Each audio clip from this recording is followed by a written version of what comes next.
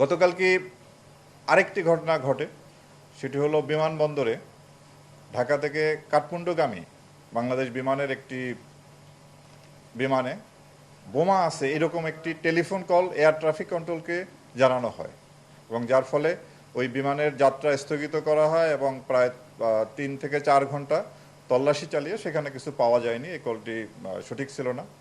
তো এই ঘটনা আমাদের যে জাতীয় এয়ারলাইন্সের এবং ওভারঅল বাংলাদেশের ভাবমূর্তি দেশে এবং আন্তর্জাতিক অঙ্গনে মারাত্মক ক্ষুণ্ণ হয় এবং ইতিপূর্বেও এই ধরনের বেশ কয়েকটি ঘটনা সংঘটিত হয়েছিল। টেলিফোনের মাধ্যমে বোমার খবর দেওয়া হয়, পরবর্তী পাওয়া যায়নি। তো এই ঘটনার পরপরই আমরা এটা অনুসন্ধানে নামি এবং সারা রাত অভিযান পরিচালনা করে এই ঘটনার সাথে সম্পৃক্ত 3 জনকে আমরা গ্রেপ্তার করতে সক্ষম হই এবং এর সঙ্গেও সেনাবাহিনী এবং অন্যান্য গোয়েন্দা সংস্থা আমাদেরকে সহায়তা করেছেন। তবে এই বিষয়টি খুব একটি দুঃখজনক ঘটনা। সেটি হলো ইমন নামে এক ব্যক্তি পরকীয়া প্রেমিকের সাথে নেপালে যাচ্ছিলেন ওই ফ্লাইটে।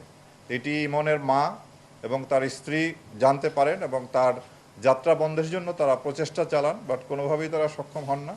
তখন ইমনেরই আরেক বন্ধু ইমরান পরামর্শ দেয় যে যদি এয়ার ট্রাফিক কন্ট্রোলকে জানানো হয় যে এখানে বোমা আছে তাহলে হয়তো বিমানের যাত্রাটি বন্ধ হবে এবং অ্যাকর্ডিংলি ওই মা টেলিফোন করেন এবং যার ফলে এই ঘটনা সংঘটিত হয়।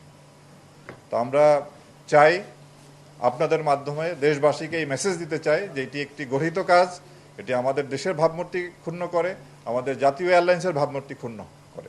তো কোনোভাবেই যেন এই ধরনের প্রচেষ্টা ভবিষ্যতে গ্রহণ করা না হয় এবং করলে তার জন্য কঠিন শাস্তির ব্যবস্থা করা হবে।